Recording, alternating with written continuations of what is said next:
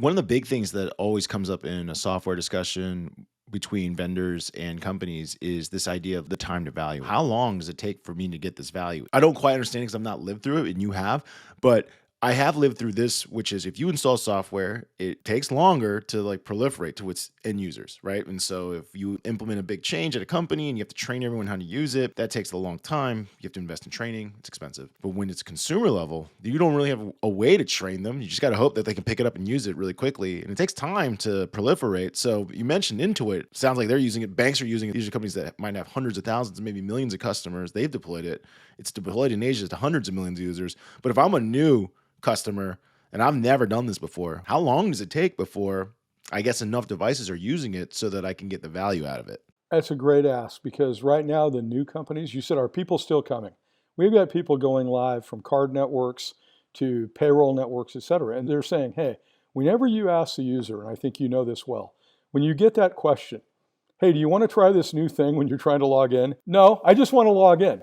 Here's my username and password, right? They never say yes. And that's skip level capability. I've got people that have said, when we register your phone, we're automatically going to equip that phone. When you register your phone, we're going to enroll you behind the scenes with the FIDO protocol. From day one, you use it, you're paying for it, we're going to enroll you.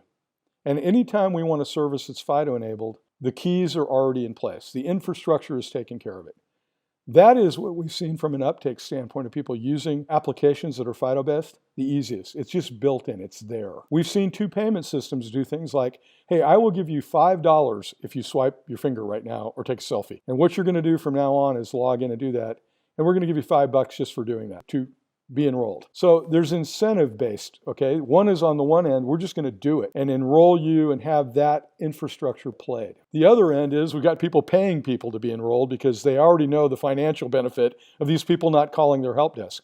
We've reduced a couple of different companies' help desk calls on this to near zero because password reset is, hi, I'm gonna swipe my finger or I'm gonna take a selfie again and create a new key. That's the beauty of this, is that this is all stuff that is no longer back-end based. Because one of your questions that briefly chatted about before was, infrastructure-wise, this is designed truly to plug and play. If you've already got risk scoring engines on the back end, in our product, you can basically employ those and say, hey, we want to know our total picture of who's there.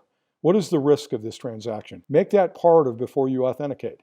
Make those checks that you've already paid money for usable in this. But the real capability is, I'm not sending you a key to carry around on a dongle to plug in to log into something. But if you look at the regulated industries and you look at the capability that they need to get you the services you want. Do you have multiple services with your bank? Do you have a checking account, car loan? Yeah, everybody does. How much of a hassle is it when you go to log into that where they haven't federated your login? Login, when it's on-off one-time passwords, you can't federate those. With FIDO, it's key-based.